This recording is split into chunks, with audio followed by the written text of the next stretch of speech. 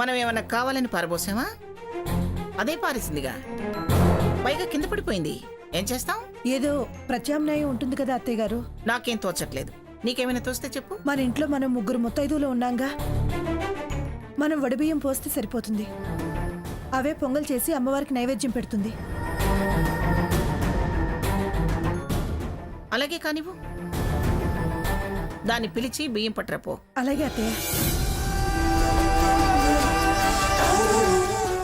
సీత, అత్తయ్య, అత్తయ్య గారికి వడిబియ్యం అని చెప్పాను. ఆవిడ సరే పోద్దాం అన్నారు. భిక్షాన్ తెలియనివ్వకు. అలా ఎలా అత్తయ్య గారు? భిక్షాన్ దేహి అని అడగాలి కదా. అది నేను చెప్పాలా సీత? అవసరార్థం. ఎలాగోలా మనసులో అనుకో. పద వెళ్దాం.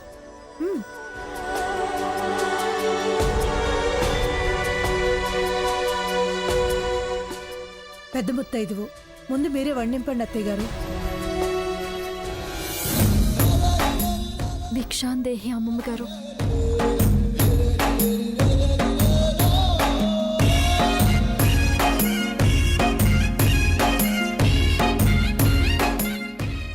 సీత, త్వరగా కానివ్వు.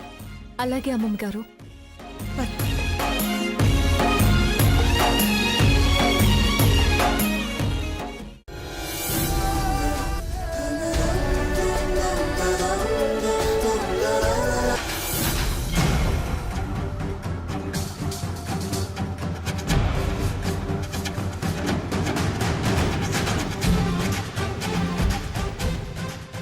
అత్తయ్య గారు చాలా రిస్క్ తీసుకొని ముందు భిక్షగా అమ్మమ్మ గారి చేత పెట్టించారు.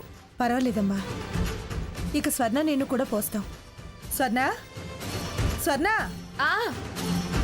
ఏంటత్తయ్య? అక్కకి ఇద్దరం కలిసి వడిబియ్యం పోద్దాం. ముందు మీరు పోయండి అత్తయ్య గారు.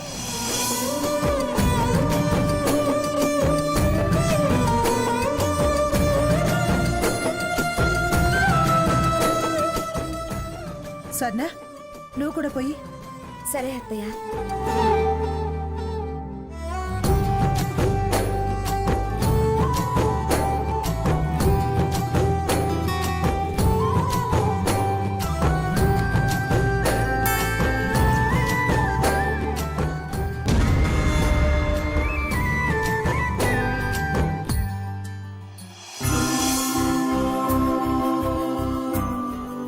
సీత, పొంగలి పని చూడు. అలాగే అత్తయ్య గారు. ఏమిటి సీత, పొంగల్ చేస్తానన్నావు, ఇంకా ఇక్కడే ఉన్నావేమిటి? వెళుతున్నాను అమ్మమ్మ గారు. ఇదిగో స్వర్ణ వచ్చి ఏదో మాట్లాడుతున్నాను. రే రఘురాం, ఏమిట్రా పూలు? ఇవి ఇందాక గుడి నుంచి వస్తూ కొన్నా. సీత, అమ్మవారికి పెట్టు. అలాగా, సరే సరే. సీత, ఆ పూలు తీసుకెళ్ళి అమ్మవారికి అలంకరించి దండం పెట్టుకుని పొంగలి చేయి. అలాగే అమ్మమ్మ గారు.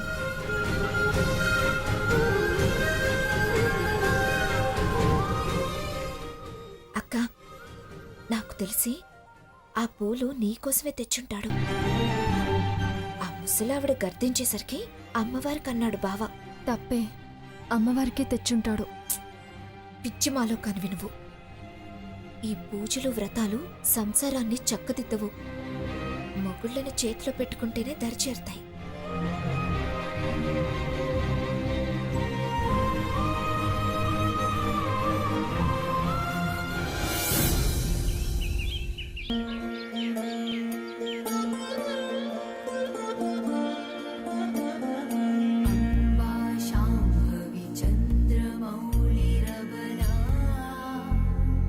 अपर्णा मा पार्वती काली हैमवती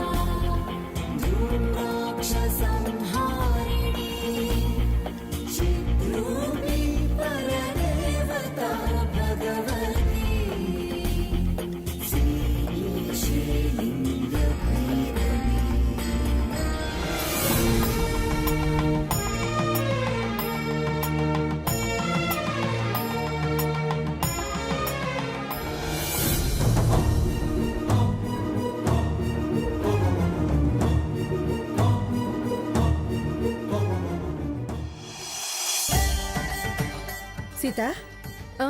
నన్ను ఏమైనా సాయం చేయమంటావా? అత్తయ్య గారు అన్నీ స్వయంగా చేయాలని ఉన్నారు కదా, అందుకని నేనే చేస్తానులే. సరే, అన్నీ త్వరగా చేసే. లక్ష్మి వస్తున్నా అత్తయ్య.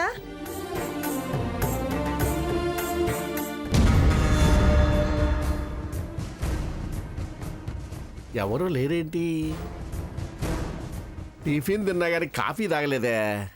ఆ, ఒక చెంబుడు కాఫీ తాగొచ్చే పోలా.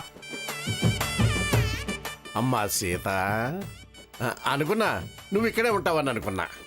కాస్త కాఫీ ఇస్తామని వచ్చా. అలాగే బాబాయ్, నువ్వు వెళ్ళి హాల్లో కూర్చొని నేను చేసి తీసుకొస్తాను. పర్వాలేదులమ్మా, ఇక్కడే ఉంటా.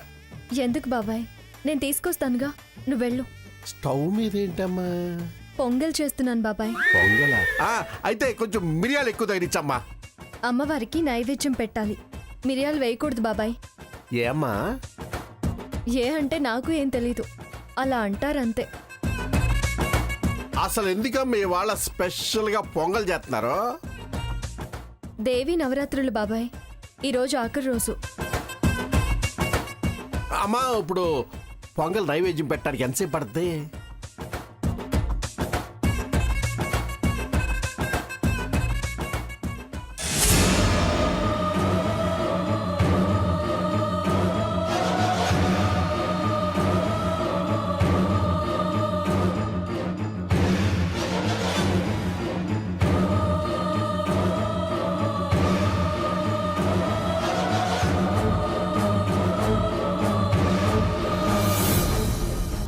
అమ్మో, అమ్మా సీత, సీత, అమ్మా, అమ్మా స్వర్ణ, అమ్మా లచ్చమ్మ, అయ్యా జగన్నాథ్ గారు, అయ్యా చంద్రబాబు గారు, అయ్యా పెదబాబు గారు, సీతమ్మ పడిపోయింది. ఇక్కడ సీతమ్మ పడిపోయిందంటే అమ్మా మంగమ్మ తల్లి. సీత, సీత, సీత, అక్క, సరే చూడమ్మా. సీత, అమ్మ సీత, సీత పిన్ని గారు, సీత ఉన్నట్టుండి తలాలు పడిపోయిందమ్మా. సీత వదినా, వదినా, సీత పడిపోయింది. అమ్మా మంగమ్మ తల్లి. సీత ఇగో మంచినీళ్ళు ఇగో. సీత అమ్మా సీత, ఏమైంది? ఆ? మాట్లాడమ్మా సీత. రఘురామ్, ఏమైందిరా? సీత ఏమైంది? ఇది ఇలా పడిపోవడం రెండోసారి. ఏమండి, అర్జెంటుగా డాక్టర్ని పిలవండి. అలాగే, నేను చేస్తాను గ్రాని. చేయరా త్వరగా. వద్దే తల్లి, నీ వయసుకు మించిన బాధ్యతలు మొక్కుబళ్ళు వద్దు. నీ వల్ల కాదు అంటే విన్నావు కాదు. అందరూ బావుండాలమ్మా. అయినా నేను మొక్కుకున్నానమ్మా. తప్పుకోవటం తప్పించుకోవటం కుదరదు, అపరాధం అవుతుంది అన్నావు. చూడు ఇప్పుడేమైందో. మొక్కుకోవటం ఏమిటి సావిత్రి? అదేంటి పిన్ని గారు, సీత భవానీ దీక్ష తీసుకుంది, మీకు తెలీదా? భవానీ దీక్ష తీసుకుందా? 3 రోజులైంది పిన్ని గారు అది దీక్ష తీసుకుని. కటిక ఉపవాసాలు కదా, నీరసం వచ్చినట్టుంది. ముందు దానికి నిమ్మరసం తాగించండి. రాధాకృష్ణ, అమ్మా. నిమ్మరసం తీసుకురా. అట్టాగే. ఈ ఇంట్లో ఎవరేం చేస్తున్నారో అస్సలు అర్థం కావటం లేదు. ఎవరి పెత్తనాలు వాళ్ళవే అయిపోయాయి. మీ పెత్తనం ఎక్కువయ్యేసరికి ఎవరికి వాళ్లే పంచుకుంటున్నారు. సమయం సందర్భం చూడకుండా ఏంటే స్వర్ణ ఇప్పుడు ఆ మాటలు అవసరమా? దీనికి ఆ మాత్రం బుద్ధి ఉంటే ఇంత దాకా ఎందుకు వస్తుంది?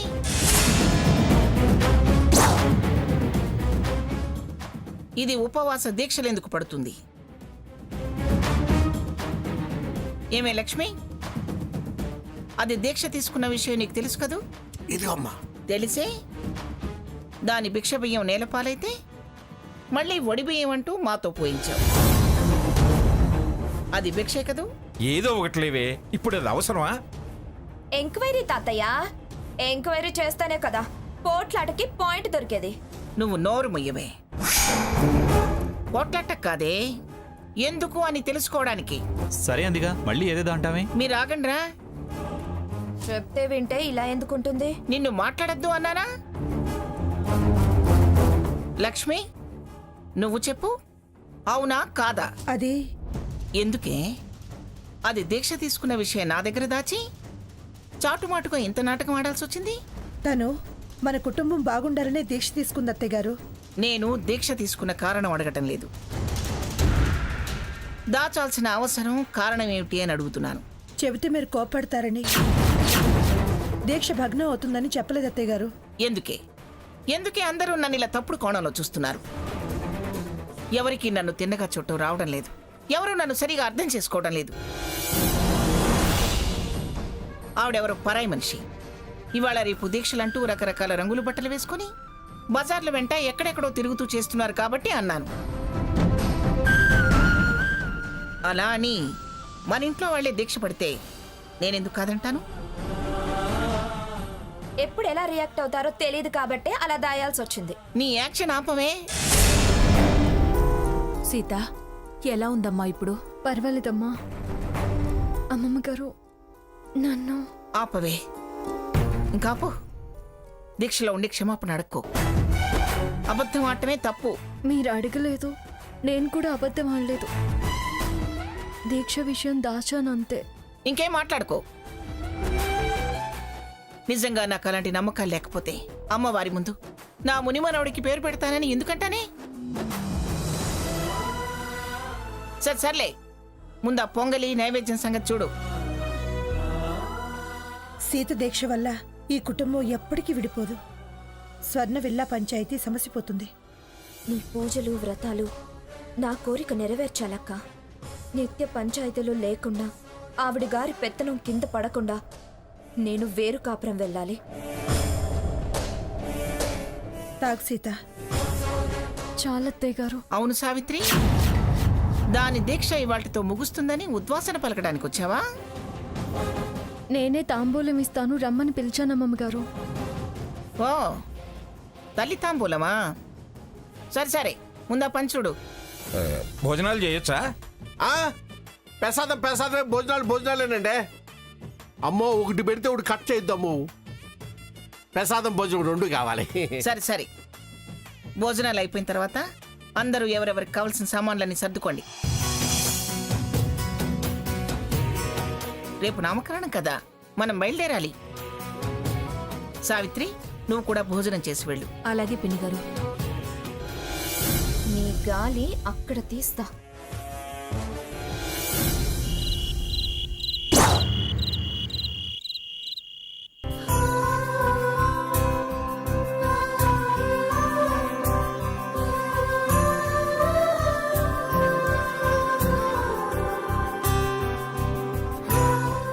సీత, బారసాలకని నీకు నానమ్మకి పిన్నికి స్వర్ణకి చీరలు తెచ్చాను.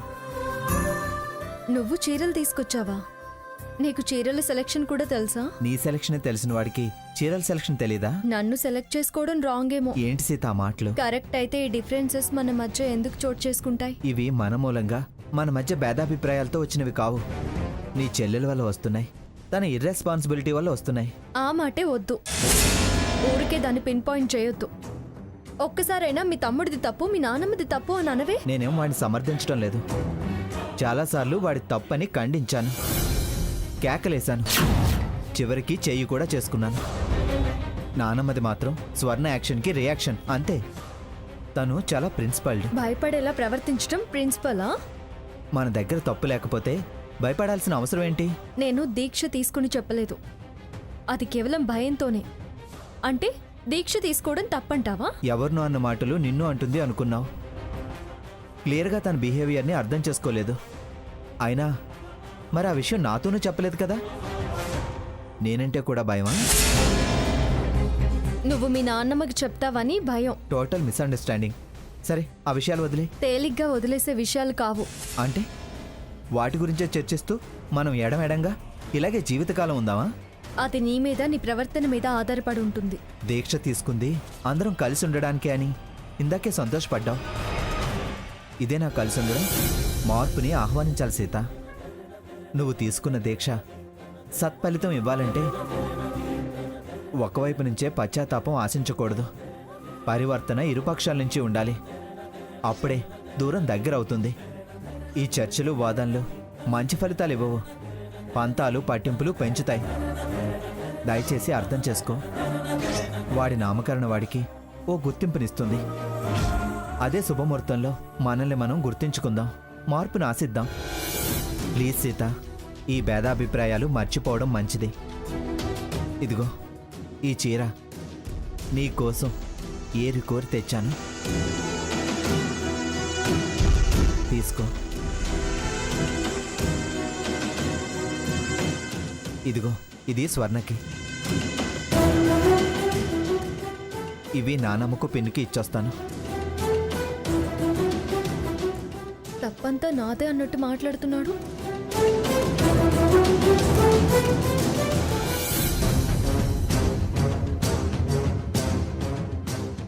అక్క, బట్టలు సర్దుతున్నావా?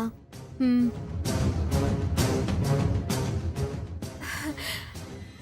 అబ్బా, ఈ చీర ఎంత బాగుందో. ఎప్పుడు కొన్నావక్క?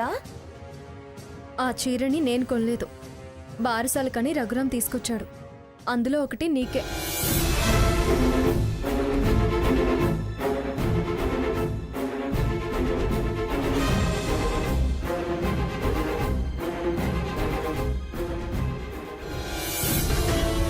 అక్క, ఈ చీర నేను తీసుకుంటానే. నీకే అన్నాను కదా, తీసుకో. బావికి సెలెక్షన్ బాగా తెలుసక్క. వస్తానక్క. హ్మ్.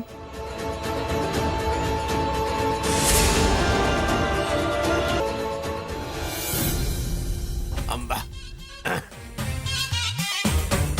ఇంతంత బరువున్న ఈ సంచులు ఏం పెట్టి తెచ్చారో ఏంటో. అమ్మా,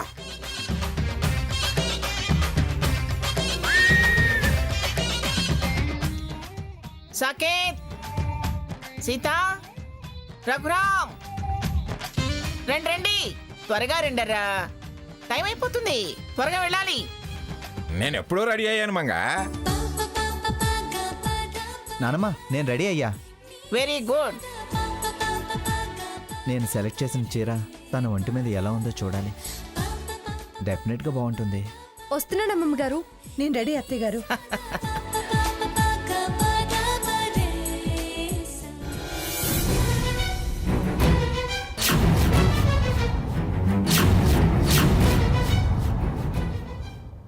వచ్చేస్తుందిరా, మనమంతా త్వరగా బయలుదేరాలి.